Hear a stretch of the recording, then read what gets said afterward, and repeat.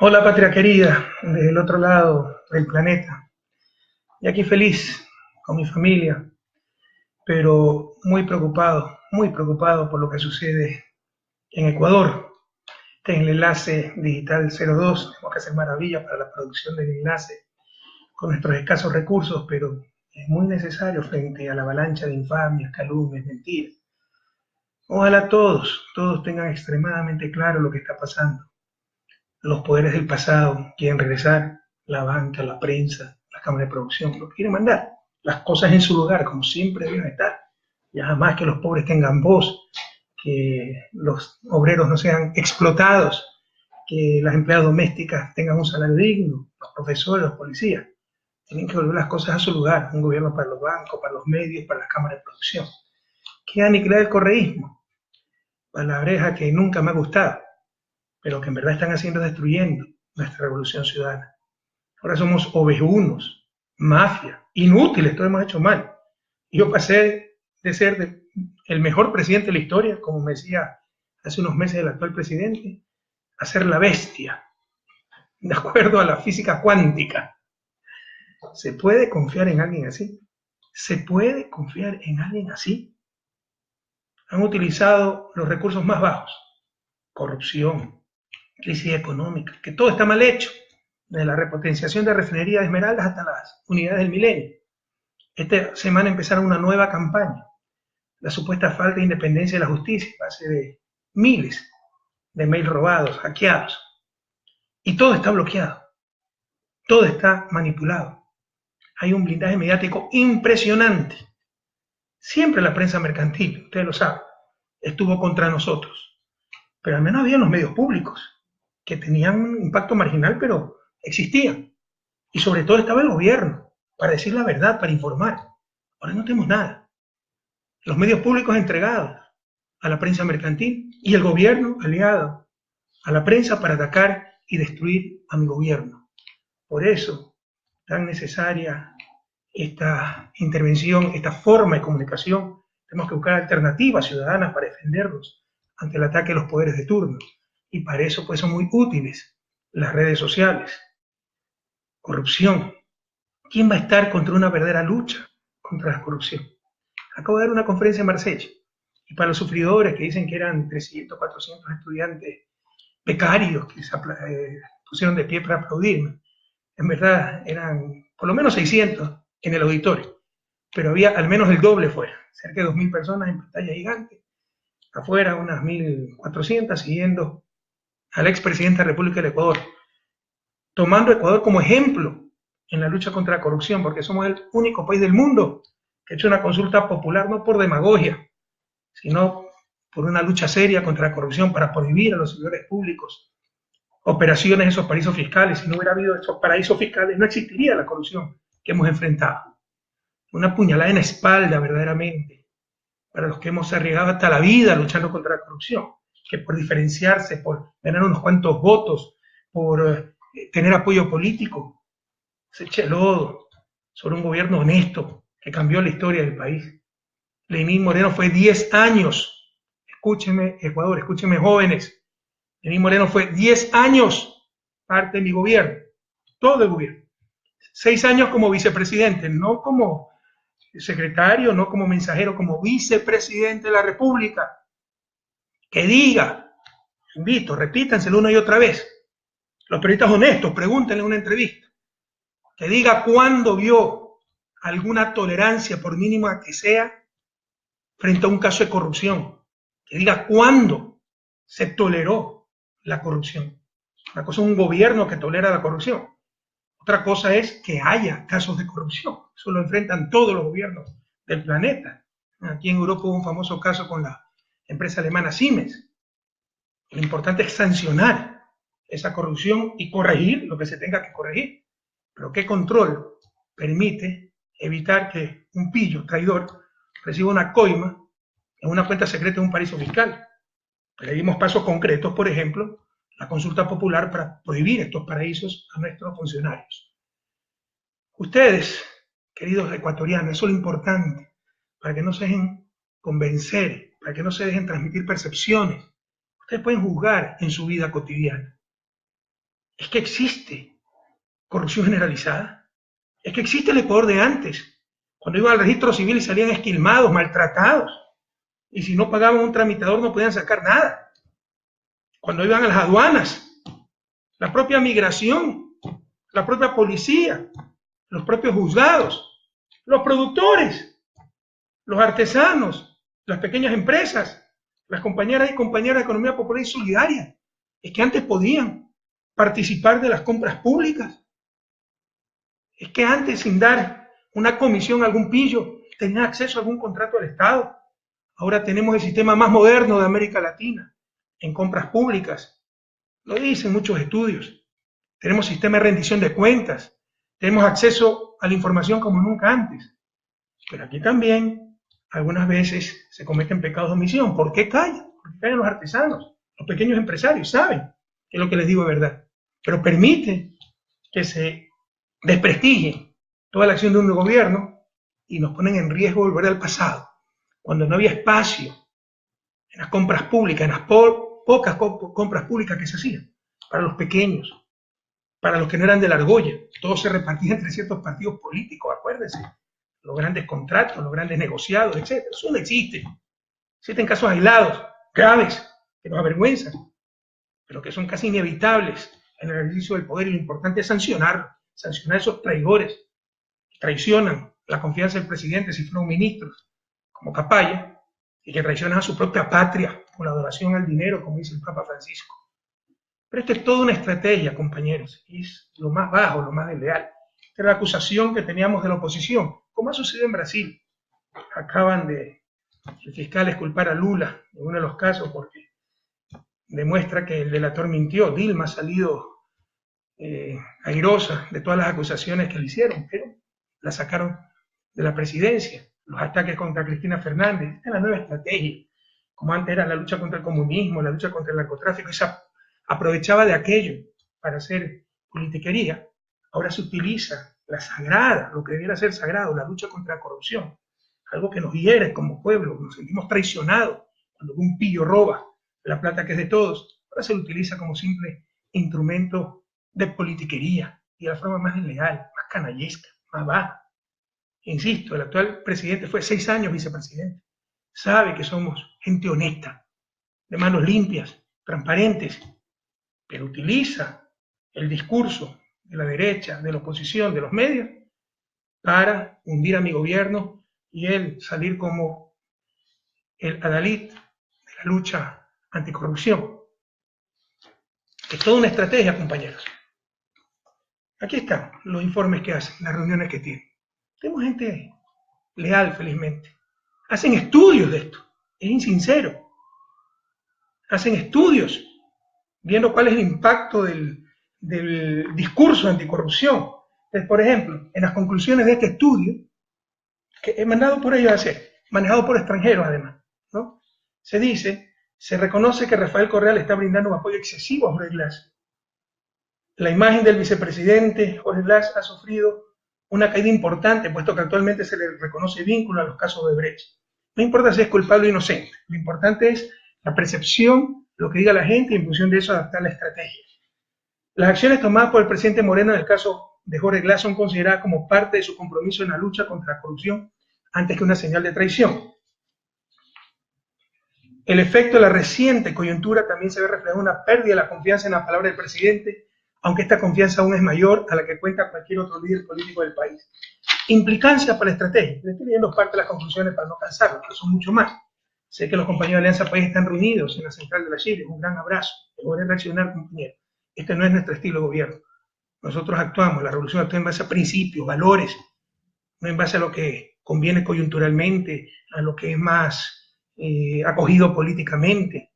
Como decía en el enlace anterior, no somos como los ríos que buscan lo más débil para llegar al mar, si ese es el objetivo. Vamos recto hacia ese objetivo. No es que hacemos lo más fácil, hacemos lo correcto, perdón. Implicancias para la estrategia. ¿Ya? Aquí está. Bueno. Estos son los cuadros que se presentan en esos grupos que tiene el gobierno para analizar la estrategia, encabezados por el presidente. Es necesario tener cuidado con el tema del diálogo, porque puede ser usado contra el actual presidente en dos vertientes. Dialoga con todos menos con los de su partido. Entre correístas duros dicen que existe esa visión. Y se involucra solo con los partidos cuestionados como el de Bucaram, donde sí tuvo el éxito el discurso correísta. Eso es lo que pone. Otra implicancia para la estrategia. Es importante subrayar que la lealtad está con el Ecuador y con la población tanto en el discurso como en los gestos. Es decir, jóvenes, cada vez que escuchen al presidente decir que él es leal a la patria, al Ecuador, no a personas, está repitiendo lo que le dijeron los estrategas, ¿no? Para ganar votos. Pero preocúpense siempre. En realidad, ser leal a principios, valores, pero por supuesto a las personas cuando se cree en ellas. Otra cosa es si no que se cree en ellas.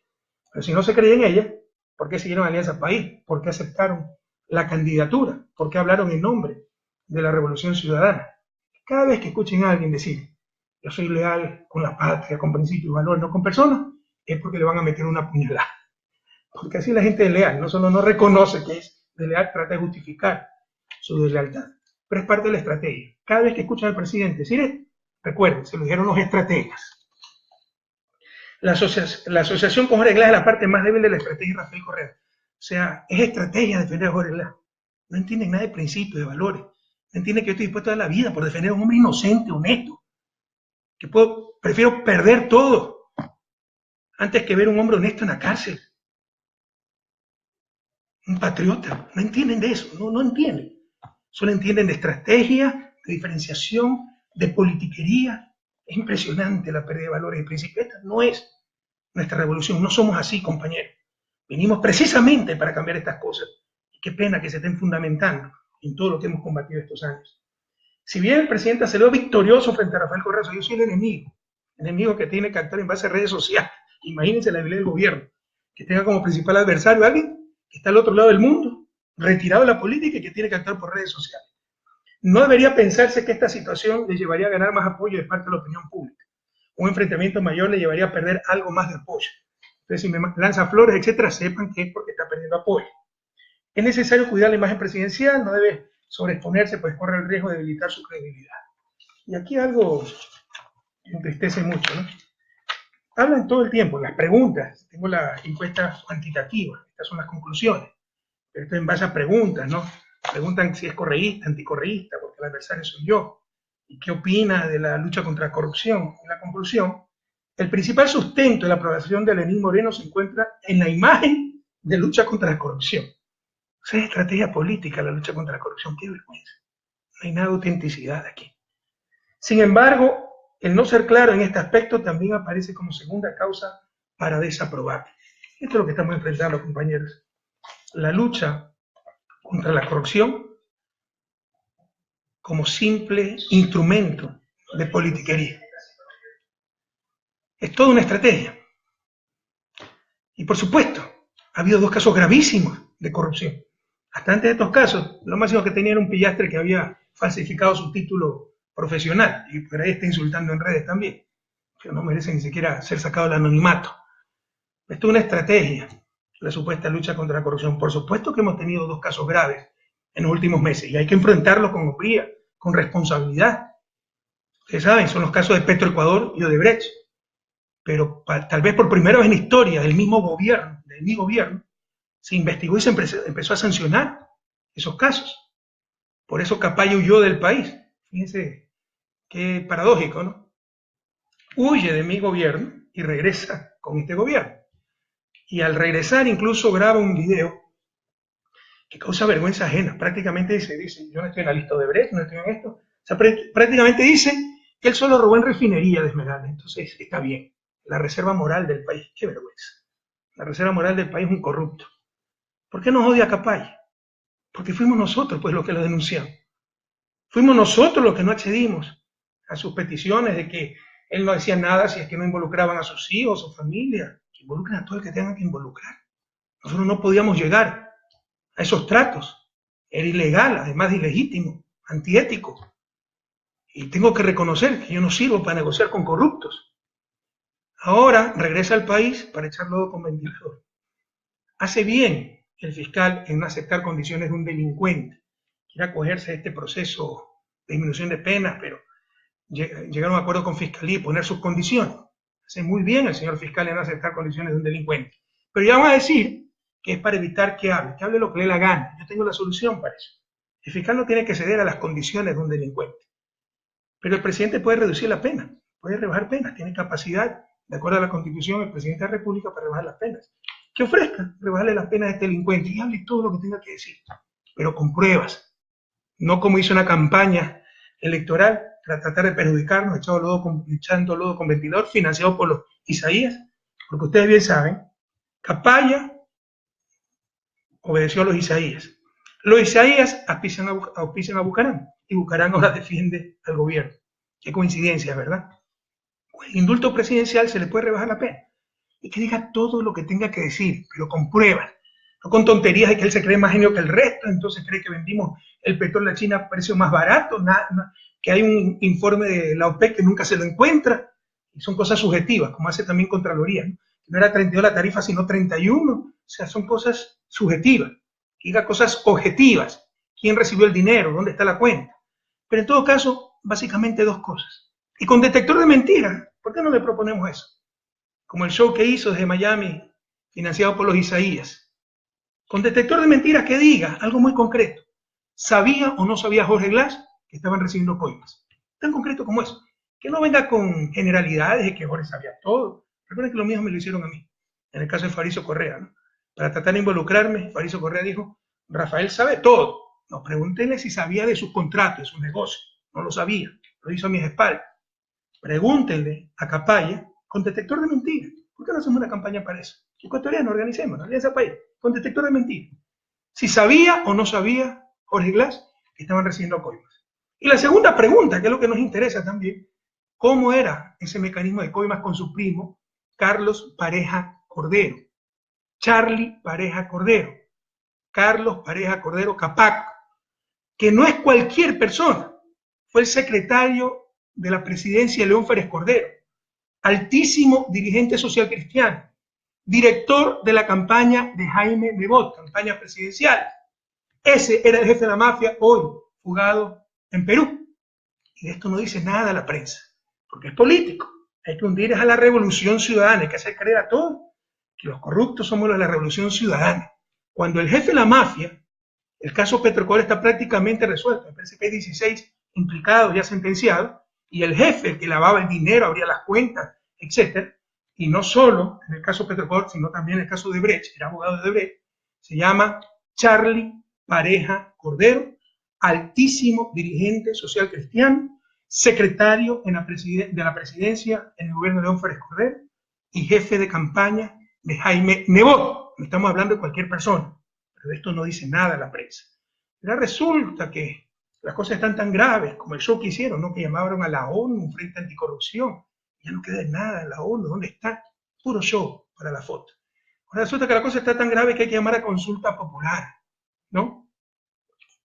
No hacen nada. Lo único concreto en la lucha anticorrupción en los últimos meses ha sido nuestra consulta popular para prohibir los paraísos fiscales.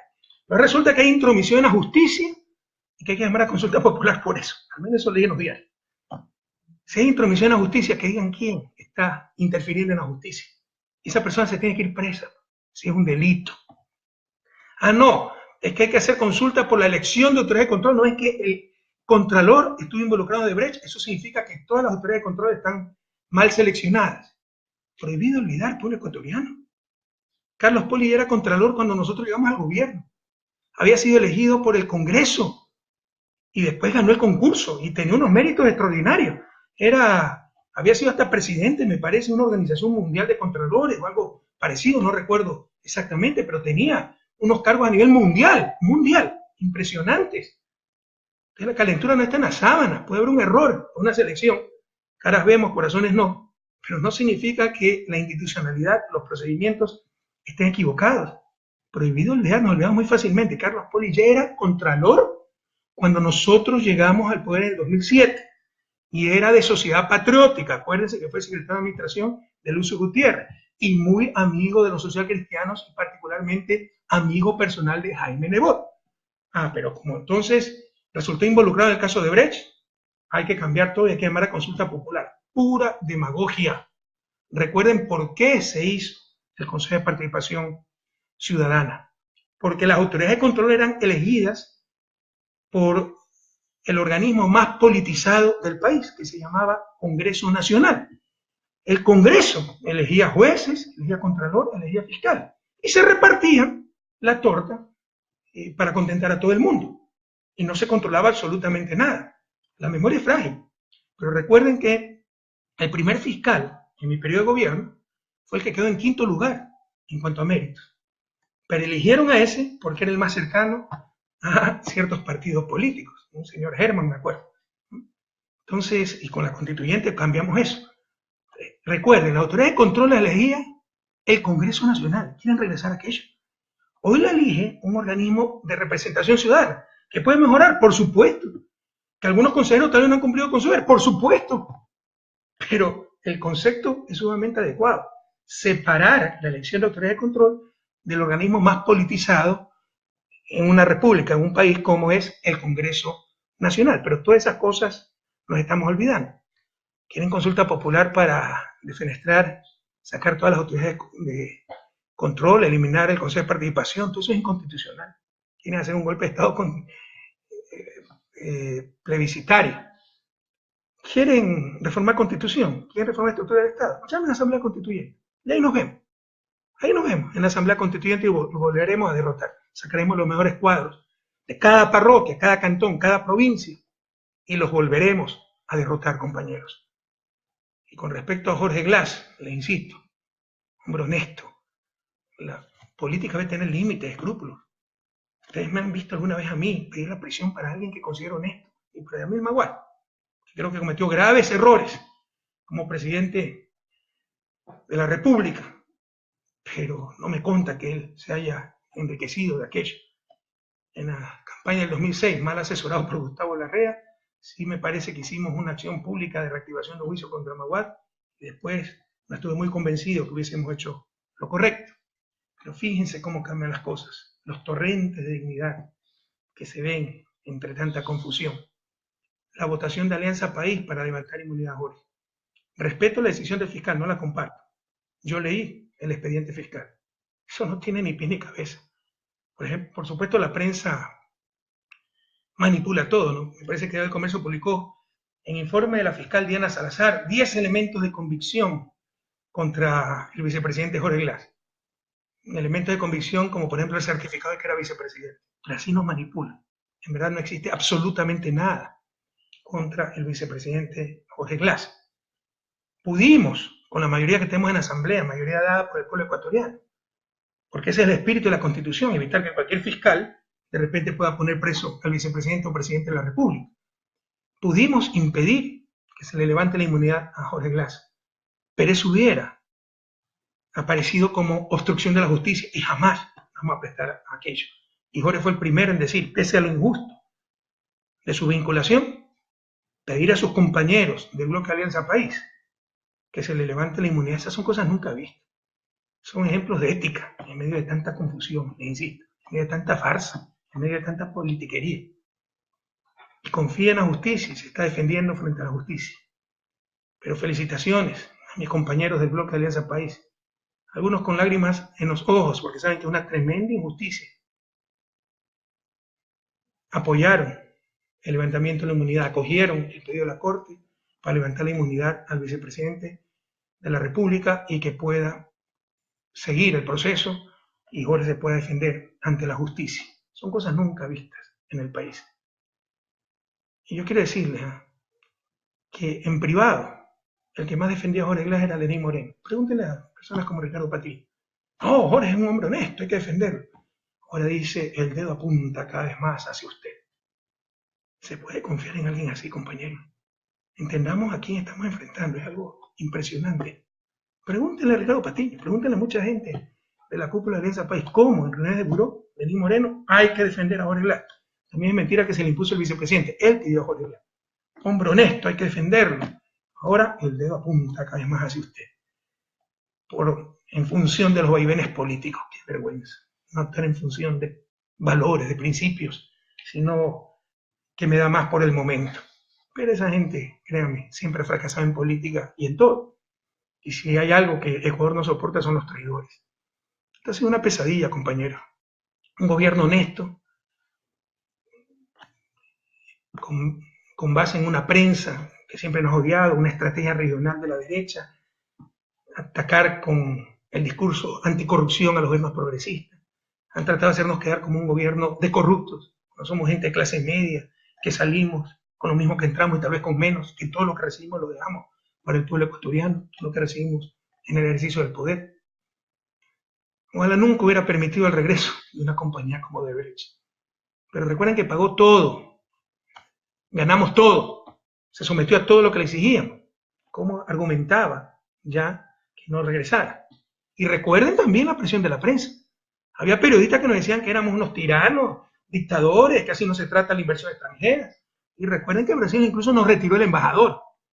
¿Ya? Estuvo fuera el embajador como 2 años, hasta que regresa a la compañía, no por las presiones diplomáticas, sino porque, insisto, se sometió a todo lo que le exigimos. Como hubiéramos querido que no regresara esa empresa corrupta y corruptora. Pero yo les pregunto una cosa, compañero. Tacapaya, que fue ministro nuestro 3, 4 meses, porque era medio bipolar, le pedimos la renuncia casi enseguida, pero era la referencia de la honestidad en el sector petrolero. Fue el que inició el proceso para la caducidad de Oxy, hasta escribió un libro sobre la caducidad de Oxy. Fue gerente de Petroecuador, presidente de Petroecuador del gobierno de Alfredo Palacio, y siempre alto funcionario en el sector petrolero. Está involucrado él. Carlos Poli, que era de Sociedad Patriótica. Carlos Pareja Cordero, social cristiano. ¿Qué alto cuadro de Alianza País está envuelto en corrupción? ¿Qué alto cuadro? Ah, Jorge Glass ha sido vinculado y va a demostrar su inocencia. Demuéstreme dónde están 20 centavos que haya recibido ilegalmente, porque eso es la corrupción, pues. No, ¿de qué estamos hablando? No existe. ¿Qué alto cuadro de Alianza País está envuelto en corrupción? Que Alianza País se ha enriquecido, porque de repente nuestra expresidenta de la Asamblea Nacional se compra una casa cómoda, pero usada con un crédito en el 10 a 15 años plazo. Así nuestra burguesía cree que vivir decentemente es solo para ellos, no para el resto. Ya basta. ¿Qué alto cuadro de Alianza País está envuelto en corrupción? Somos gente honesta, gente sencilla, gente de clase media, como la inmensa mayoría del pueblo ecuatoriano. Queridos jóvenes, no caigan en la trampa, nos quieren quitar la esperanza, nos quieren quitar la alegría. Hay políticos de manos limpias que ni son corruptos, ni permiten la corrupción, porque permitir la corrupción también es una forma de ser deshonesto. Una es la corrupción activa, lucrar, la otra es corrupción pasiva, dejar lucrar ilegalmente. Ninguna de esas dos cosas hemos permitido. De hecho, el país es totalmente distinto al país de hace 10 años, pero seguirán los casos de anticorrupción, como en todas partes del mundo. Y lo que hay que hacer es sancionarlos e investigarlos. También utilizaron el discurso de crisis económica. Se pusieron bravos, muchos de ustedes se pusieron bravos con el no es crisis, es recesión, porque el dirigente tiene que hablar lo que la gente quiere escuchar. No cuenten conmigo para eso, no cuenten para faltarle a la verdad.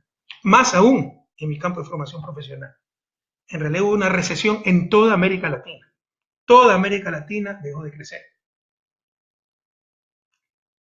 Y en el caso de Ecuador fue mucho más grave, mucho más complicadas, más profundas las dificultades económicas, porque no tenemos moneda nacional. Y enfrentamos la tormenta perfecta, acuérdense de eso. Derrumbe, pero derrumbe de las exportaciones, no solo petroleras, todas las exportaciones. En 2 años perdimos cerca de 10.000 millones de dólares de exportación. En el 2016 las exportaciones fueron del 64% en 2014. Y las exportaciones como la sangre de un país más aún dolarizado, porque son las divisas que entran para que funcione la economía. Perdimos cerca del 10% del PIB en 2 años en exportación. Eso no se veía desde finales de los años 40. Pero para corregir eso, como en la época de Fresco Cordero, por ejemplo, cuando se rompió el oleoducto, se depreció la moneda para volvernos más competitivos. Nosotros no teníamos moneda, no tenemos moneda nacional, y el dólar, por el contrario, se apreció. Colombia nos devaluó hasta 80% y más. El peso colombiano no teníamos cómo responder. A eso le llamamos la tormenta perfecta. Pérdida de 10.000 millones de dólares en exportaciones, más apreciación del dólar. Ese era el problema más grave, el sector externo, pero también hubo problemas fiscales. Perdimos cerca de 12% del PIB en ingresos netos, porque tuvimos que pagar írritas sentencias a Occidente, al Chevron, 1.100 millones de dólares en apenas 6 meses, cuando había ocurrido el terremoto, dicho sea de paso. La gente no tiene conciencia, no tiene corazón, no tiene nada, porque las exportaciones petroleras son ingresos fiscales. Porque por primera vez en historia del país, en lugar de recibir ingresos petroleros, tuvimos que darle cerca de 1.600 millones de dólares a las petroleras públicas, Petrocor y Petroamazonas, para que no quiebren. Todo eso suma cerca de 12.000 millones de dólares que dejamos de recibir o tuvimos que pagar, disminución de impuestos por la recesión. Súmela a esto, desastres naturales nunca vistos. Los últimos años han sido complicadísimos.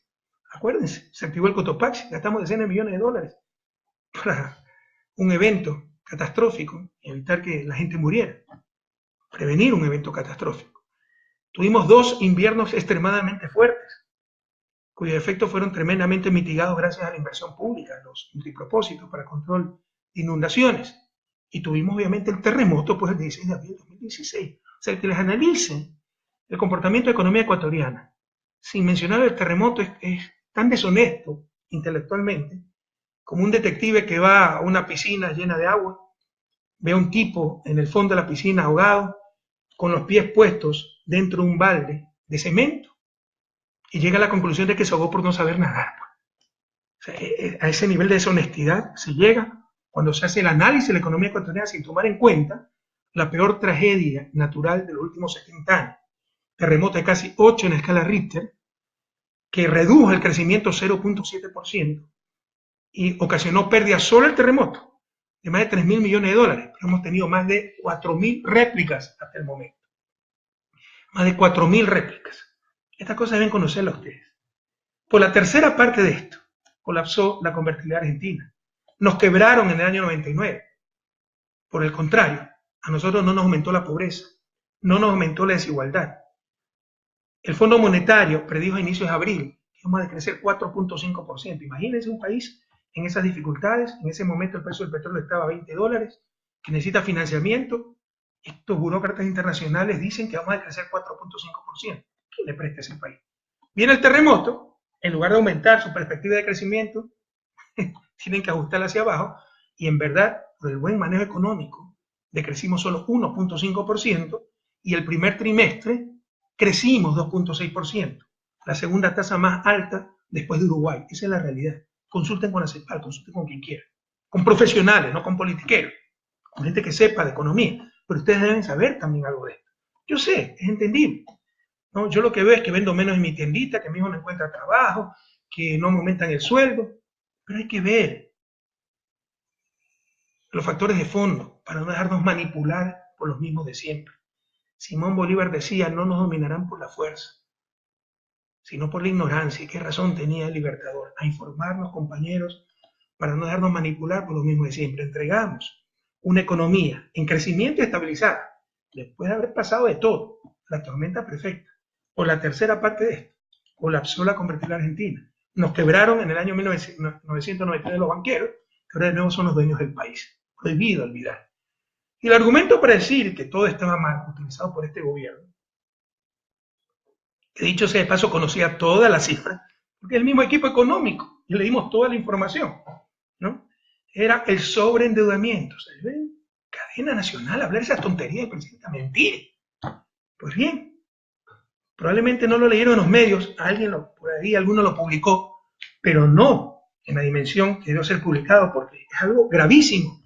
El propio ministro de Finanzas, ante la Comisión de Presupuestos, donde ya no se puede mentir, hacer politiquería, hacer cualquier barbaridad, desmintió al presidente de la República, al reconocer frontalmente que el límite de endeudamiento está muy por debajo, no solo por debajo, del límite legal. Porque el límite de endeudamiento se mide, o la deuda se mide como deuda consolidada. El ejemplo que yo les di alguna vez a través de la red social Twitter. Si ustedes quieren medir cuánto debe una familia, tienen que ver lo que debe esa familia al vecino, al banco, ¿no? Al amigo, pero no lo que ve el papá, la mamá al hijo, porque es la misma familia. Eso se llama consolidar. Esa deuda consolidada, en el 2004, sin terremotos, sin caída de exportaciones, etc., cuando yo llegué al Ministerio de Finanzas era 32.1%. Esta cifra les di en el lance pasado. En mayo, cuando es el gobierno, era 27.7%.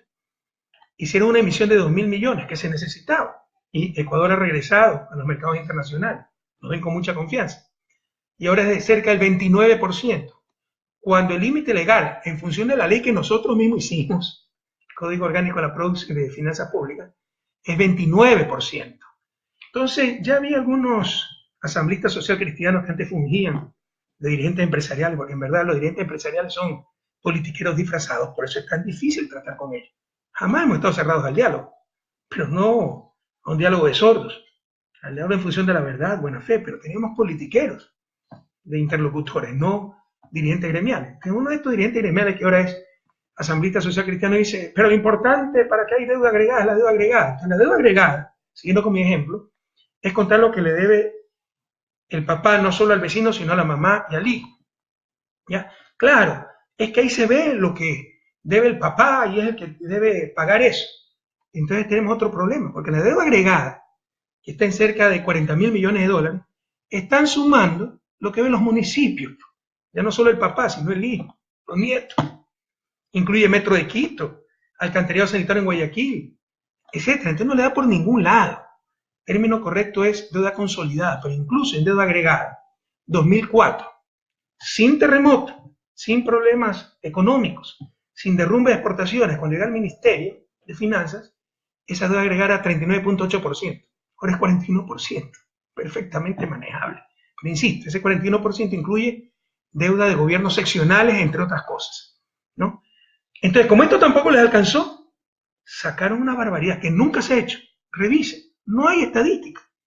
Yo les pregunto, cuando alguien les hable de esto, venga un demagogo, ¿no? Un Lazo, lastimosamente el propio presidente, un asambleísta social cristiano y les diga, la deuda en verdad es 55%, porque es lo que se ve aquí, lo que se ve acá.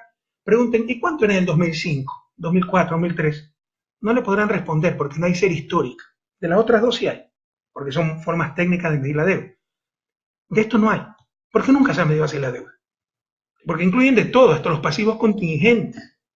Cuando yo asumí la presidencia, solo el caso Oxy llegaba a más de 3.000 millones de dólares. Eso era 6, 7%, 5% del PIB de ese entonces. Si hubiera contabilizado eso como deuda, en función de eso hubiera hecho el programa de gobierno, tenía que hacer un paquetazo. Ustedes saben que yo jamás lo haría.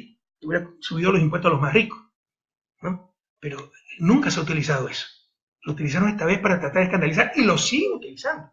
Es una característica de la política ecuatoriana. Por más que ustedes demuestren que algo es falso, lo siguen utilizando. Es algo impresionante. O sea, es una caradura increíble.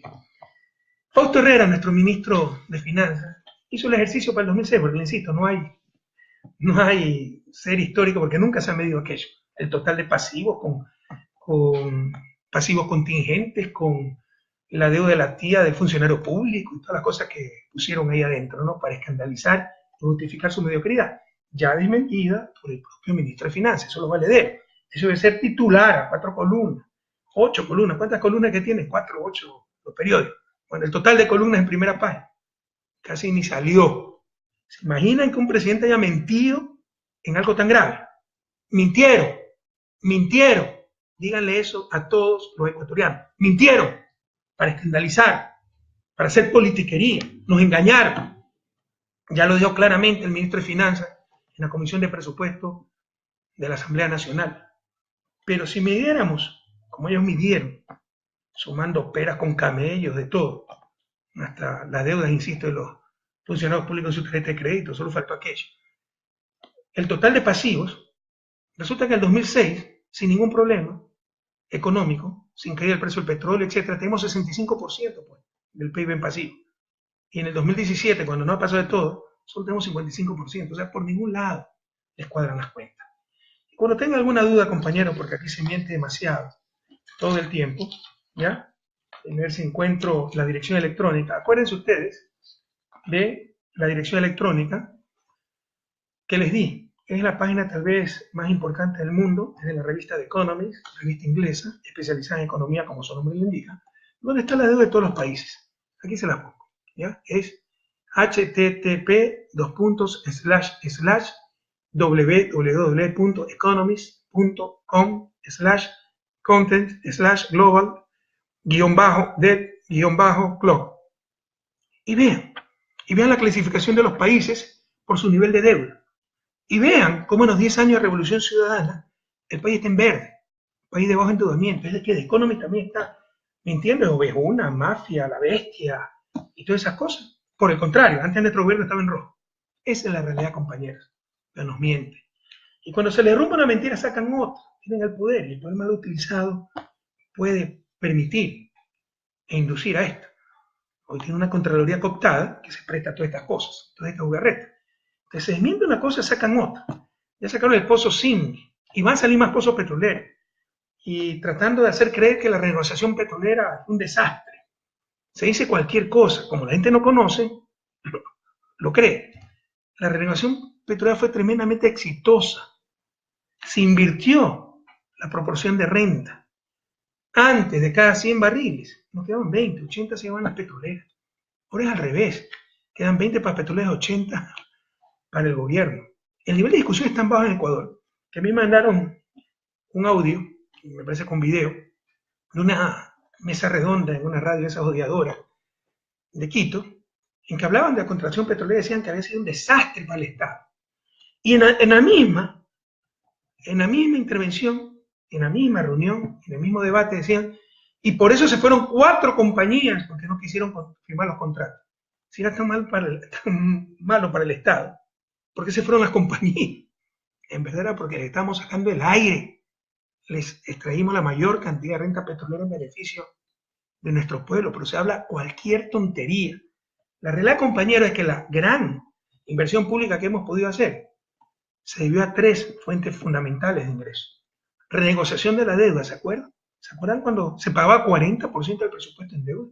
Ahora nos sacan que el servicio de deuda es mayor que salud, etc. Antes era el 40% del presupuesto, prohibido olvidar. Renegociamos esa deuda y logramos miles de millones de dólares al pueblo ecuatoriano. Y esa liberación de miles de millones de dólares del presupuesto sirvieron para carreteras, infraestructura, hospitales, infraestructura productiva, infraestructura social. Se renegociaron los contratos petroleros. René Ramírez, un gran profesional, calcula que más de 30.000 millones de dólares se recuperaron gracias a esa renegociación, que se lo hubieran llevado las compañías. Y se triplicó el ingreso tributario, porque se acabó con otra forma generalizada de corrupción, de la cual no se habla, que es la evasión. No quiere hacer creer que la corrupción es patrimonio del sector público. ¿Quién es el corrupto y corruptor en el caso de Odebrecht? Odebrecht, empresa privada. Y la evasión era corrupción. Y era generalizada esa corrupción. Hemos triplicado el ingreso tributario. Pero, miren, incluso con la deuda agregada, 40.000 millones de dólares, cerca de 40.000 millones, que incluye 7.000 millones de bonos que tiene el IES, que era la propia plata del gobierno central. Era el absurdo subsidio que teníamos que darle cuando no necesitaba el IES, subsidio que alcanzaba cerca de 1.000 millones de dólares anuales, 40% de las pensiones. Teníamos que darle, porque se les ocurrió hacer una ley, como la ley que ahora se les ocurrió también a principios de este siglo, que dice que tenemos que pagarle las atenciones como gobierno central, es decir, todos los ecuatorianos las atenciones de los jubilados, que es la razón de salud de los jubilados, que es la razón de ser del IES. Se les ocurrió, hace unas décadas, decir que el Estado tenía que dar 40% de subsidio, un subsidio correspondiente al 40% de las pensiones, así tenga excedente o no el IES, y ahora tiene grandes excedentes. Esa es nuestra propia plata, no es que fue gasto público irresponsable, ni mucho menos. 7.000 millones de dólares. Pero incluso con todo esto, la deuda agregada es 40.000 millones. La inversión en los 10 años de Revolución Ciudadana fue cercana a 90.000 millones de dólares. Es decir, mientras hay una deuda de 40.000, tenemos activos por 90.000 millones y un saldo favorable de 50.000 millones de dólares. Esa es la realidad. ¿De dónde salieron esos 50.000 millones? Renegociación de deuda externa, renegociación de contratos petroleros y triplicación de la recaudación tributaria. Esa es la verdad, prohibido olvidar por el ecuatoriano. Cada día es un nuevo escándalo, con la complicidad de la prensa, con una irresponsabilidad tremenda, con una ligereza tremenda. Entonces ya dicen que la repotenciación de Refinería Esmeralda, donde hubo corrupción, y ese corrupto está preso, Capayo, también fue técnicamente mala. Yo pedí varios informes técnicos, eso sí es observable. Me dicen no solo que no fue mala, fue muy bien hecha. Puede ser que me engañen, que revisen. Pero primero revisen pues antes de hacer escándalo. Y no solo en la refinería, pues somos unos inútiles, todos hacemos mal, hasta la escuela de Milenio. Entonces, almacenamiento de gas de Montevideo está mal hecho, está mal hecha el relleno de la refinería del Pacífico, no sé cómo se puede hacer mal un relleno, la refinería Esmeralda, Oleoducto Pascual de Cuenca, que todavía no se acaba. Y Bajo Alto, que ahí sí hubo problemas constructivos, que lo detectamos nosotros, huyeron los contratistas españoles, pero hubo hasta presos por ese caso. Yo sinceramente creo que el ministro Pérez, que de hecho ese paso viene del sector privado, gerente de Halliburton, ¿sabe qué es Halliburton? ¿No? Es la empresa petrolera, el servicio petrolero de Dick Cheney, el ex vicepresidente de Bush, de George Bush. Ese es Halliburton, ese es nuestro ministro de hidrocarburos actualmente. Yo sinceramente creo que no sabe lo que habla, o lo sabe y sus intenciones son otras. Primero, son proyectos que deberían estar hace décadas hechos. Si hubiera estado refinería del Pacífico, Ecuador no tuviera deuda externa. Si hubiera estado refinería de Esmeralda, hubiéramos ahorrado miles de millones de dólares y seguridad para Esmeraldas. Porque ahora dicen que nosotros hemos puesto en riesgo Esmeraldas, que están locos. Vaya, vean, este es el cementerio de hierros viejos, cómo el reactor estaba fracturado. Pero ahora sí el reactor, el corazón, FCC, creo que se llama FFC, corazón de la refinería, está recalentándose. Averigüen por qué, pues. Ah, mala construcción. ¿De dónde? Fue fiscalización internacional, fueron las mejores empresas del mundo. Pero puede ser, averigüen. Pero también puede ser mal mantenimiento. Y también puede ser las réplicas del terremoto. Que no sean irresponsables. Primero averigüen y luego hablen. Pero primero hablan y después dicen que van a tener auditorías internacionales. Dicho sea de paso, las fiscalizaciones fueron internacionales. Bastaría preguntarle al fiscalizador. Hay que hacer show, ¿no? Y cuando va a visitar, y gracias a Dios están asumiendo su responsabilidad nuestros compañeros asambleístas, cuando una comisión de la asamblea va a visitar la refinería, resulta que funciona al 100%, que era el objetivo, uno de los dos objetivos principales de la repotenciación. El segundo era dar seguridad a Esmeraldas, a la ciudad de Esmeraldas, porque la refinería había originado incendios, en cualquier rato podía explotar, etc. Antes de la repotenciación funcionaba al 85%. Por eso perdíamos cerca de 300 millones anuales, porque teníamos que importar gasolina. Va la comisión y funciona al 100%. Pero esta gente hizo un escándalo de que la repotenciación estaba mal hecha. Es que se está calentando el reactor. Bueno, averigüen por qué. Pues primero, puede haber múltiples razones. No mala repotenciación. Y ya la última es que sacó que una planta de azufre no ha sido reparada. O sea, palo porque bogas, palo porque no bogas. Ahora resulta que, como no se repotenció la planta de azufre, somos culpables, ¿no? Cuando dijeron que se había gastado mucho en la repotenciación, que no es 2.000 millones, eso es mentira, es 1.200 millones, sino que la refinería cuesta unos 300 millones anuales para que funcione, y le suman todo, ¿no? En verdad se gastó 1.200 millones en la repotenciación de la refinería. Entonces estamos claros, compañeros. Después del escándalo, el show que hizo el ministro Pérez, lamentablemente, y ya nos tiene acostumbrados con el presidente de la República, que esto no conoce absolutamente nada, de que la repotenciación estaba totalmente mal hecha, resulta que funciona al 100%. Para eso fue la repotenciación, porque estaba funcionando al 85%, ahora funciona a la capacidad de diseño y con mucha mayor seguridad. Ahí está el reactor fracturado que reemplazamos. En 40 años no se había dado un adecuado mantenimiento a esa refinería, peor una repotenciación, casi integral, porque por escasez de presupuesto pues hubo partes que no se repotenciaron. Y ahora, ¿por qué no se repotenció eso también? Hagan ustedes, en vez de estar haciendo show, llorando. Si yo me hubiera puesto a llorar al inicio de mi gobierno, por cada bache que encontré en las carreteras, las pocas carreteras que había. ¿Se imaginan lo que hubiera pasado? Por eso a trabajar, no sean mediocres, pero es el escándalo. Ahora el almacenamiento de gas, ese proyecto con el poliducto para envasado de gas en Chorrilla, costó cerca de 600 millones de dólares. Escándalo porque faltan 11 millones de dólares para mantenimiento. Por favor, entiendan lo que hemos pasado los 2 últimos años, háganlo. Déjense de hacer shows irresponsables. Como les decía, el proyecto Pascuales Cuenca es para seguridad, para que no suban los tanqueros a la ciudad de Cuenca, no está ahí un tanquero y se nos muera la gente, ¿no? Es parte de todo el diseño nacional de poliductos. Todavía ni se acaba, pero está que mal construido, corríjanlo. Ese es el problema. Cuando se hacen las cosas, puede ser que algo falle, salga mal. Cuando no se hace nada, nada sale mal. Refería al Pacífico, no sé ni de qué están hablando, porque no me digan que un relleno está mal hecho. Y Odebrecht pudo haber sido tremendamente corrupta, pero no hacía malos trabajos. O sea, generalmente las construcciones de Odebrecht han sido reconocidas, era la más importante constructora, la más importante de toda América Latina. Se ha ido sobreprecio, etcétera, eso es otra cosa, ¿no? Eso es corrupción, pero técnicamente ya no hay por qué dudar. Pero si esa refinería del Pacífico, imagínense después de 40 años de exportadores de petróleo, todavía importamos gasolinas. Qué vergüenza. Como siempre decía, ¿no? Exportamos choclos para importar humitas. Mejor hago las gomitas yo mismo, pues si tengo la materia prima y genero trabajo, desarrollo tecnológico, etc. Para eso es Refinería del Pacífico. Si hubiera estado hecha hace 30 años, no tendríamos modelo externo. En vez de criticar todo el tiempo, pónganse a trabajar. Ya no sean llorones, ya basta. Con todo lo que hemos hecho, por supuesto que puede haber cosas que salen mal. Bajo Alto, un proyecto lindísimo, que nadie más lo hizo, ¿no? El gas natural del Golfo, llevarlo licuado para la industria, en principio de Cuenca, y también para Machala Power. En lugar de utilizar combustible importado, utilizamos nuestro gas natural.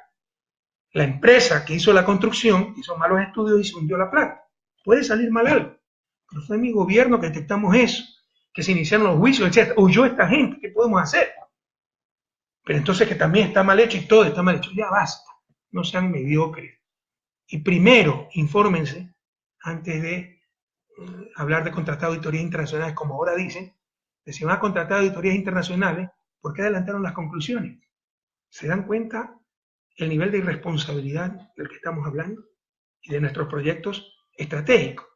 Y este señor Pérez se especializa en esto, ¿no? Ya la otra vez dijo otra barbaridad, que confundió contratos petroleros de largo plazo y preventas petroleras. Preventa petrolera es que yo le digo a Tailandia, a China, a Rusia, hoy dame 1.000 millones y te pago con el tiempo con barril. Y la plata recibo en este momento. Contratos petroleros de largo plazo, es decir, te garantizo que te vendo a ti el petróleo al precio de mercado durante los próximos 5 años. Así tú te aseguras suministro de petróleo y yo me aseguro del mercado petrolero. Grandes decisiones, más aún con la inestabilidad del mercado petrolero de los últimos años y la sobreoferta petrolera. Y este señor cuenta todo, es decir, los contratos de largo plazo, donde la plata no la recibe este gobierno. ¿Sí? Es después de 3 años que se vende el petróleo, la recibe el gobierno que esté en ese momento en el país. Y calcula que son 20.000 millones de euros. Es una ignorancia total. Y esto lo publican los medios de comunicación. Ya ven que no lo repiten, porque es una brutalidad terrible, pero no corrigieron nunca. Y así asustan a la gente. Y eso es lo que hemos vivido estos 100 días de este gobierno, puro show, por decirlo menos imprecisiones, algunas veces grandes mentiras, declaraciones irresponsables, mediocridad absoluta, criticando todo el tiempo, en lugar de ponerse a trabajar. Yo le decía, o sea, este señor no sabe, o sabe y busca otra cosa. Viene del sector privado, gerente de la empresa transnacional de servicios petroleros más grande del mundo, es Halliburton y le sigue Schlumberger, francesa. ¿Acaso no querrán privatizar? Cuidado, nos privatizan el sector petrolero, almacenamiento de gas licuado, etcétera, en nombre del diálogo. Cuidado, porque me parece que esas son las intenciones ante tanto show, tanto escándalo, sin fundamento. Y fíjense cómo son las cosas, compañeros. No es que aparte, el tiempo me da la razón y más rápido de lo que pienso. Ahora resulta que el dinero electrónico no ha sido mal, ha sido bueno. Pero si lo tiene la banca como negocio. Si lo tiene el Banco Central es malo. Es querer acabar con la dolarización, es querer crear una moneda paralela. O sea, la moneda paralela la va a crear la banca. Si la banca tiene el negocio, entonces ya no es moneda paralela. O mienten ahora o mintieron antes. Pero no puede ser que las dos cosas sean ciertas. Si el Banco Central tenía dinero electrónico, era moneda paralela. Si la banca tiene dinero electrónico, no es moneda paralela. La realidad es que mintieron antes. Como siempre les expliqué, nunca fue moneda paralela. Y lo que quería era el negocio de la banca. Y nosotros no tenemos problema, cuidado. Pero no quería una regulación adecuada. Porque es muy riesgoso. ¿Quién quebró el país? ¿Acaso lo quebró el artesano? ¿Acaso lo quebró el profesional que me está escuchando? ¿Los compañeros indígenas? ¿El agricultor? ¿Y quebraron los banqueros? ¿Con qué solvencia moral nos viene a decir ahora que son la referencia, lo que saben qué hacer, etcétera? Hay que andar con mucho cuidado, no pueden quebrar de nuevo. Si se maneja mal el dinero electrónico, si no está 100% respaldado, por supuesto que puede haber un colapso económico. Y no querían aceptar las regulaciones. No tenía problema en darle a la banca privada. También a la banca privada, junto con el Banco Central, pero con adecuadas regulaciones. Y no querían aceptar. Hoy le dieron alegremente a toda la banca privada, pues, el dinero electrónico, que era tan malo. Recuérdense todo lo que decían, todas las barbaridades que se inventaron, todo lo que publicó la prensa. ¿Ahora qué dice la prensa? Pero ¿saben otra cosa? Esto es parte de todo un acuerdo con la banca. Es algo terrible. ¿Cómo se está manejando el país? Compañeros de Alianza País que me están viendo en la sede de la Chile, agárrense de sus sillas, porque así nos están gobernando. totalmente contrario a nuestros principios éticos de transparencia. Hay todo un acuerdo con la banca. Aquí está. Acuerdos con la banca. Metas y apoyo para conseguirlas, ¿no? Entonces, por ejemplo, Asobanca será la vocera encargada de proponer públicamente los cambios normativos para mejor uso efectivo y mayor uso de medios digitales. Y el gobierno recogerá y apoyará estas peticiones. O sea, todo un tongo ya preparado. Nos van a hacer una serie de medidas en beneficio de la banca, pero va a proponer la propia Asobanca y las va a recibir el gobierno, a acoger el gobierno esas medidas. ¿A cambio de qué? Siguiente párrafo. Los bancos apoyarán comunicacionalmente los esfuerzos fiscales por reducir el déficit. Qué vergüenza. Qué vergüenza estos tongos a espaldas del pueblo ecuatoriano. Y aquí está en el punto siguiente parte de lo que se va a hacer. Por ejemplo, retiro en ventanilla actualmente es gratis, ¿no? Después de 3 transacciones gratis mensuales, acumuladas hasta $2.000, sobre ese monto se cobrará 0.5% y 1% por transacción. Supongo que esto va a la banca, porque si fuera impuesto tendría que pasar por la asamblea. Pero para el ciudadano es indiferente si es un impuesto o pago a la banca. Lo que nos están sacando es plata de nuestro bolsillo. Estos son los acuerdos que hay, que no le han dicho al pueblo ecuatoriano. Puro tungo. Así se está manejando el país, compañeros. Reaccionemos. Reacciona, Ecuador. Esto también es corrupción. Tengan la fe, la confianza absoluta que nunca nosotros utilizamos estos mecanismos. Puedo tener todos los efectos que ustedes quieran, enojarme, lo que ustedes quieran. Pero todo el mundo sabía lo que pensaba, lo que sentía. Y estos acuerdos eran públicos, y se decían. Y por eso, como muchas veces lo decía públicamente, ay, no hay diálogo, nos los impuso. No, dialogar es escuchar, tratar de consensuar, pero al final tomar decisiones. Aquí lo que están haciendo es amarrando, repartiéndose el país. Entonces, fíjense, Asobanca será la vocera encargada de proponer públicamente los cambios normativos, como estas tarifas nuevas, y el gobierno los acogerá. A su vez, los bancos apoyarán al gobierno, ¿no? Comunicacionalmente. Puro tongo, como traicionan al pueblo ecuatoriano. Retiro en cajeros propios, ahora es gratis.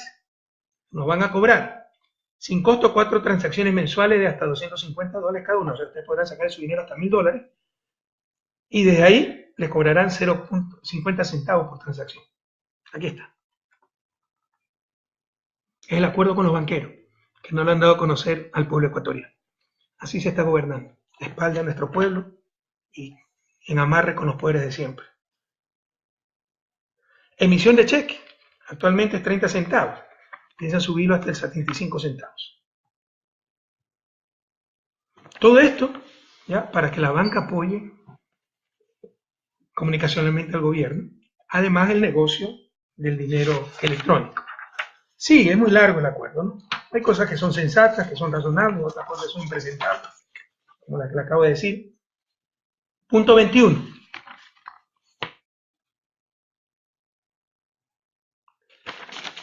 Se reformará la normativa vigente.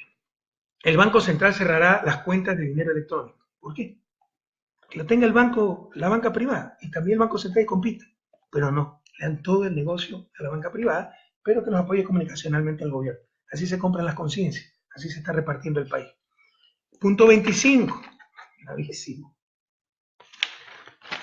Existe el compromiso de la Superintendencia de Banco de analizar la norma de determinación de propiedad indirecta número 375/2017F de las entidades del sistema financiero. Es decir, levantar las restricciones que nosotros pusimos para que los bancos tengan otra clase de negocio, lo cual era nefasto para el país. Se había puesto un límite. Si ustedes tienen hasta 6% de acciones en un banco, no pueden tener empresas en el sector real, una industria, una distribuidora de carros. Por la sencilla razón de que pueden manipular con el banco, le dan crédito a su empresa y no le dan crédito al competidor. Un banquero que se dedica a ser banquero. Ya más raro para levantar también esas restricciones, que son grandes avances para la sanidad de nuestra economía, para la justicia social, para no tener acumulación de poder. Así se nos está gobernando, compañeros. Se lo muestro nuevamente. El acuerdo que le pueden poner amarre con la banca. Y cada vez que escuche que Asobanca felicita, ¿cómo se llama esta? Yo ni sé ni cómo se llama, por eso me odiaba. Que Asobanca felicita al gobierno, es parte de la amarra, porque les dieron pues incremento de tarifas, les levantaron restricciones para tener otra clase de negocios, les permitieron el monopolio del dinero electrónico sacando al Banco Central, etc. Esa es la realidad, así se nos está gobernando. Además de utilizar la lucha anticorrupción como estrategia. Esa es la verdadera mafia. Esa es la verdadera mafia. Y no es lo único, ustedes lo saben. Pacto con Bucarán. ¿Ustedes creen que un tipo como Bucarán va a insultarme y defender al gobierno y al presidente gratuitamente? ¿Qué le dieron las eléctricas? Porque el 5 de mayo viajó Eduardo Manga, secretario de la presidencia, en un jet privado, ¿no? A Panamá para hacer el amarre con Bucarán. Ah, que ya cambió el gerente. Claro, pues esa es la broma. Ese es el formalismo para decir que ya se echó para atrás. Pero eso sí, hermano, lo buscarán. Ya hay denuncias, como están pidiendo comisiones. Eso es corrupción, eso es mafia. El pacto con Nebot. Se le levantó la orden de detención. A mí no me gusta meterme con estas cosas, porque yo respeto mucho la libertad de una persona. Un importante empresario, familiar político de Jaime Nebot. Bien por él ser inocente, está involucrado en el caso Petroecuador. Pero ¿por qué a los otros no se les levanta la orden de detención? ¿Por qué a unos sí y a otros no? Eso fue parte del pacto con los social cristianos. Que ahora van hasta tomarse fotos al puerto de Pozorra cuando siempre se opusieron al puerto de Pozorra. Ya vamos a hablar de eso. Escondieron y siguen escondiendo escándalos de miles de millones de dólares de lavado de activos en un banco amigo, en un banco de personas que apoyaron muchísimo en la campaña a Lenín Moreno. Averigüen en qué avión viajaba Lenín Moreno, en qué avión viajaron a Panamá. Y averigüen la relación con este banco que lavaba dinero. Sigue el hombre del maletín en asamblea. Felizmente nuestro bloque se ha mostrado incorruptible, repartiendo cargos, tienen operadores por provincia. Sigue Contraloría como instrumento de persecución. Presiones políticas al fiscal, que no lo ha dicho, yo lo sé. Sobre todo de este señor también, el secretario de la presidencia, eso es delito. Ahí están las verdaderas mafias, compañeros, ahí está la corrupción. Como también es corrupción y deshonestidad de los medios hackeados, el nuevo escándalo que quieren hacer, demostrar que la justicia estuvo manejada por Correa. El robo de información nos ha pasado todo el tiempo, han robado miles de mensajes. Eso demuestra la ética que tenemos del poder, porque no puede demostrar absolutamente nada. Lo único que demuestra este nuevo robo es cómo cumplía con mi deber. Todos los días yo revisaba un resumen de noticias, en base a ese resumen, todo digital, copiaba la noticia y preguntaba al jurídico, incluso a compañeros de otras funciones, legislativo, judicial, etcétera, cómo va esto, qué pasó, para saber si la defensa del gobierno era buena, no era buena, porque resulta también cualquier error de otra función, un juicio mal hecho, al final del día lo paga el gobierno central, se nos demandan ante instancias internacionales. No tienen nada de qué acusarnos, lo único que demuestra eso es la ética, la responsabilidad, la pulcritud con las que hemos cumplido nuestras funciones presidenciales. Deberían criticarnos si no nos preocupamos de esas cosas. Pero imagínense publicar mails robados, hackeados. No es la primera vez. También se encontraron en la computadora de Fernando Villavicencio, etc. Siempre nos hackearon todo, nos robaron todo y no han podido demostrar absolutamente nada porque siempre hemos sido éticos en el manejo del poder. Pero fíjense la doble moral. Durante las elecciones, el diario argentino Página 12 sí presentó una investigación seria con firme de responsabilidad de una periodista García, con pruebas sobre las 49 offshore de Guillermo Lasso, candidato opositor. La prensa no publicó nada. Aquí nos roban mails y tratan de hacer un escándalo. Sigan intentando sus escándalos, compañeros. Lo único que confirmará es la ética con que manejamos la cosa pública. Y con todo el derecho también, para saber si había que impugnar un juez, etcétera, si sabíamos que tenía antecedentes negativos. Todo eso, pues, ni me preocupaba, pero si lo hizo la ministra de Justicia ese entonces, me parece totalmente correcto, que sepa si un juez tiene malos antecedentes, y recuerden que hay concurso, impugnación pública, y se puede impugnar como cualquier otro ciudadano para garantizar la calidad del sistema de justicia, que ahora es referencia a nivel regional y mundial.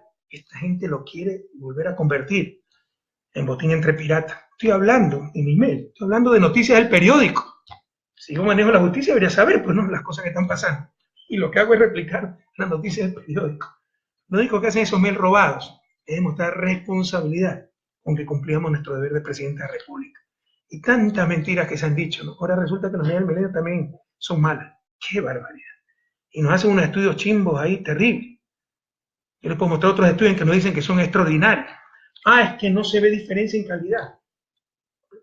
La inmensa mayoría, yo diría más del 80% de las escuelas del milenio no tienen más allá de 3 años. Se constituyeron uniendo escuelas de diferentes sectores. Todo eso factores hay que tomarlos en cuenta para poder medir el impacto en calidad. No es lo mismo chicos que llevan 10 años estudiando juntos con los mismos profesores en el mismo colegio, que escuelas de menos de 13 años que reunieron la escuelita de 30 alumnos aquí, de 60 alumnos acá. O sea, es una barbaridad lo que han hecho. Estudios serios nos dicen que la Unidad del Milenio es un éxito completo, pero ya quieren derrumbar también las escuelas del Milenio para contentar a los demagogos de siempre, dirigentes indígenas, campesinos que prefieren tener la escuela cerca, así sea unidocente de 30 alumnos, que buenas escuelas con un poco de sacrificio y transporte. Tal vez el error fue nuestro, por tratar, insisto, de hacer lo que creímos más conveniente, ¿no? Enfatizamos las escuelas del Milenio en el sector rural porque es donde peor educación hay. Eso condena al atraso a nuestros campesinos, a nuestros indígenas, a nuestros afros. Cuando se pone una escuela del Milenio en la ciudad, vaya vean, pues el réplica Mejía, en Quito, vaya vean las escuelas en Ciudad Victoria, en Guayaquil, se llenaban enseguida y la gente contentísima. Tal vez ese es el error, ¿no? Por mejor hacerlo. Les deben de hacer escuelas del Milenio en el campo si les molesta tanto a ciertos dirigentes y prefieren tener la escuela de muy mala calidad en la esquina de la casa y hagan en las ciudades, pero no destruyan una iniciativa tan exitosa como la Unidad del Milenio. Pero es en serio. Yo les puedo mostrar asambleístas hablando de que se van a acabar las escuelas del Milenio, que van a tener de nuevo las escuelas cerquitas. O sea, eso es tan inteligente como decir, yo voy el lunes al estadio, oiga, pero si no hay partido, sí, pero hay menos gente, o sea, pierde toda la esencia. La esencia de la educación es la calidad. Y van a sacrificar calidad supuestamente por cercanía. En el siglo XXI, cuando hay transporte, si hay alguna falla en transporte, hay que mejorar pues el transporte. Pero no hay que eliminar la escuela del Milenio, que ya lo están diciendo. Me parece increíble. También dijeron el cupo de universidades públicas, que han aumentado estos últimos años. Fíjame, estoy muy preocupado de esa necesidad. Yo veo que no comprenden lo que es verdadera universidad. Y no dicen toda la verdad. Que en 2 años no se aumentó pues el presupuesto de universidades públicas, incluso se tuvo que reducir por la dificultad económica. Entonces, ¿cómo va a abrir más cupo si no tienen más presupuesto? Pero se olvidan de que cerramos 14 universidades privadas, que ha habido un incremento fortísimo en estos 10 años de matrícula pública y matrícula en general, cerca de 300.000 nuevos estudiantes en universidades. Que se reestructuró la oferta.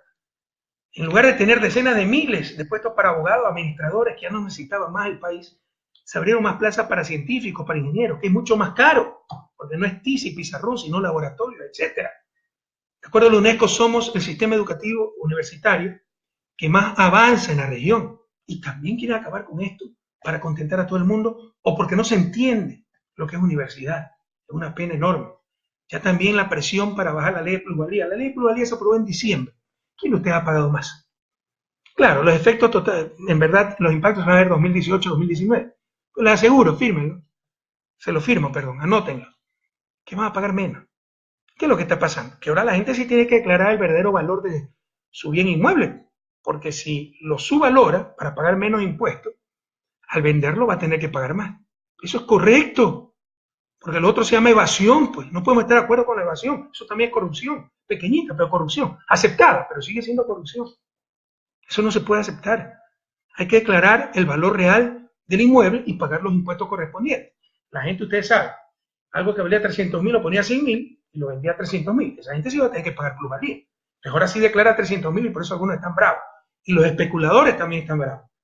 Pero para la inmensa mayoría, que es la que tiene que comprar la casita, todo esto les va a beneficiar. Para los constructores de vivienda social, cuyo principal problema es la especulación del suelo, esto va a acabar con la especulación del suelo.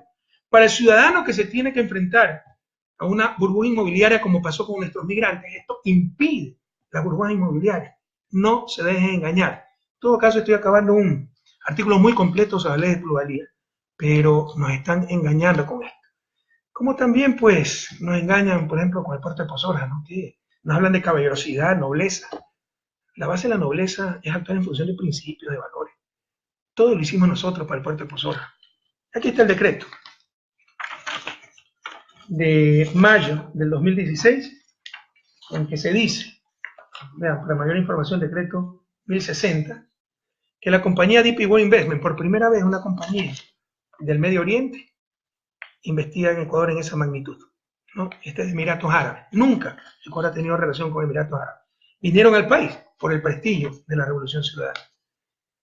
Que la compañía DP World Investment presentó 9 de marzo de 2015 ante la Autoridad Portuaria de Guayaquil una propuesta para construcción, operación, mantenimiento y provisión de servicios del puerto de aguas profundas de Pozoja.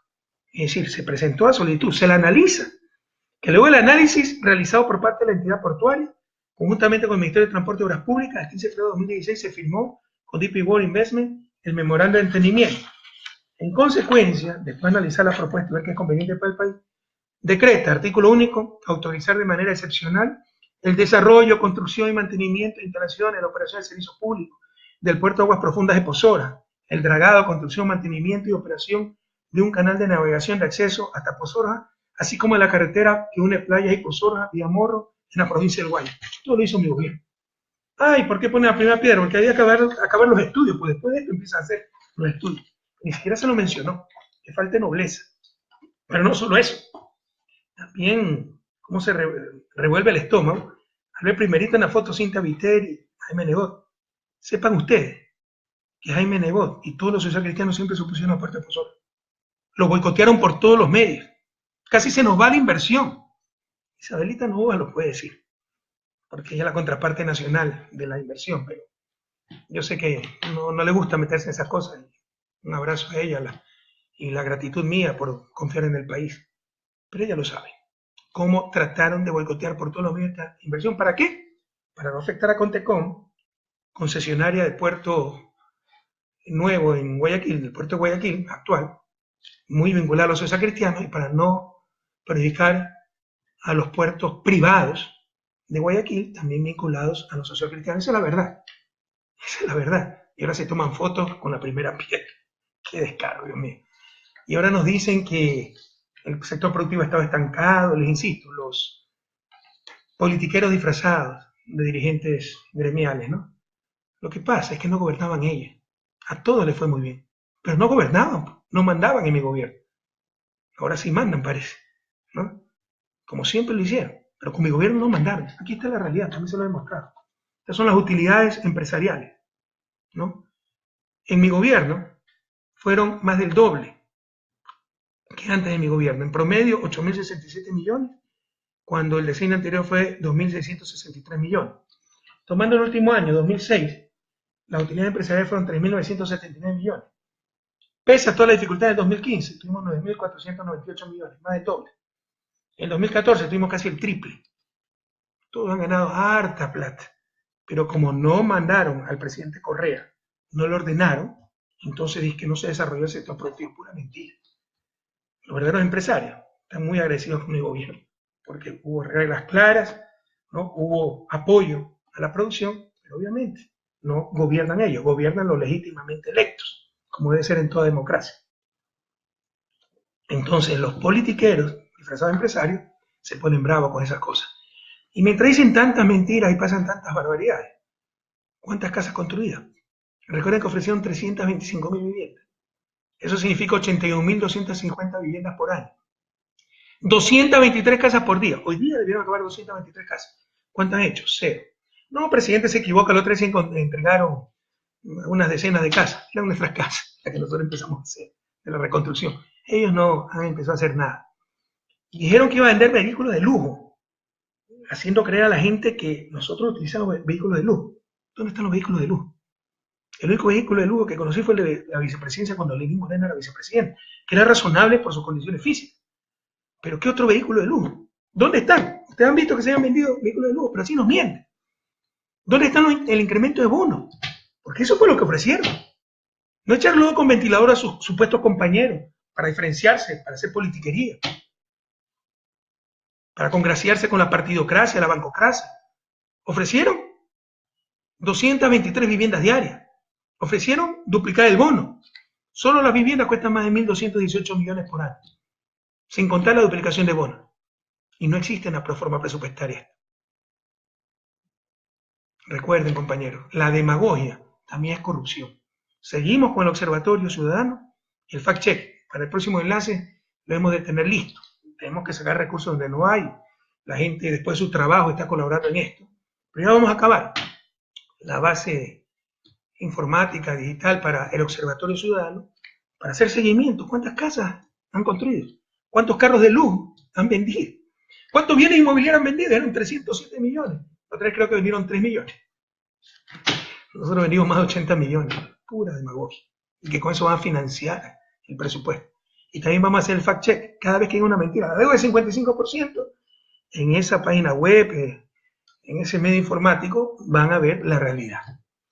Y compatriotas, para finalizar, mi alegría de comunicarme con ustedes, aunque sea por este medio. Estoy muy preocupado por el país y todos deberían estar preocupados. Nos están mintiendo. Hay deslealtad, traición. Están volviendo las cosas como debían de ser. Que manden los de siempre, los banqueros, las cámaras de producción, no los empresarios. Los empresarios están con nosotros, artesanos. Empresario es el trabajador, el vendedor informal. No, los que siempre han sido dueños del país, vinculados a los social cristianos, a Creo, se está aplicando el discurso y la agenda de la derecha. Dime quién te aplaude y te diré quién eres. Y este gobierno es aplaudido por los mismos de siempre. Los banqueros al poder, la partidocracia, la prensa, los mismos de siempre. Esa no es la revolución. Hoy se regocija la oposición. Hemos sido traicionados. ¿Sí? Hemos sido traicionados. Eso no es democrático. No se elige una persona, se elige un programa. Se está incumpliendo ese programa y se está adoptando el programa de la oposición. Ay, pero tiene gran apoyo popular. Eso es efímero. Si fuera cierto. Supongo que lo es. Pero también con el tremendo apoyo de los medios de comunicación. Y si creen que eso va a durar, la gente no es tonta. Se puede engañar a unos pocos mucho tiempo, a mucho poco tiempo, pero a mucho tiempo. Es bien difícil. Y cuando se derrumbe este show, cuando se derrumbe tantas mentiras, no quedará nada. Verán que fueron todo falsedades, demagogia. Pero se regocija la oposición por la traición que hemos recibido. Mañana pueden ser ellos. Como decía el gran comandante sandinista Tomás Boy, siempre se puede confiar en los traidores, no cambia nunca. Esto debería ser rechazado por todos. Siempre se puede confiar en los traidores, no cambian nunca. Esto debe ser rechazado por todos. Esta falta de deslealtad, esta falta de ética política, que se ofrece una cosa, se hace todo lo contrario, con la complicidad de los medios de comunicación, se traiciona a la gente, regresan al poder los mismos de siempre, a los que la gente rechazó en las urnas. Pero ¿saben qué? Tengo la absoluta confianza de que volveremos a vencer. El pueblo ecuatoriano siempre ha castigado la traición. Acuérdense Ramiro González, que ahora anda por los techos, ¿no? Pero uno de los tantos que criticaba, junto con la derecha, al gobierno. Acuérdense de tantos, Alberto Acosta sacó 3% cuando fue candidato, ruptura de los 25, no ganaron nada esos muchachos. El pueblo ecuatoriano siempre ha castigado la traición, la deslealtad. Y frente a tanta traición, tanta deslealtad, seguirán encontrando torrentes de dignidad, como la votación unánime de Alianza País en la Asamblea, para con mucho dolor levantarle la inmunidad a Jorge Glass. Pero también, como la renuncia de Ricardo Patiño, de Paula Pavón, de Virgilio Hernández, miembros del gabinete, pero que no podían conectar tanta mentira, tanto insulto, tanta difamación. Era un gobierno que fue leyenda.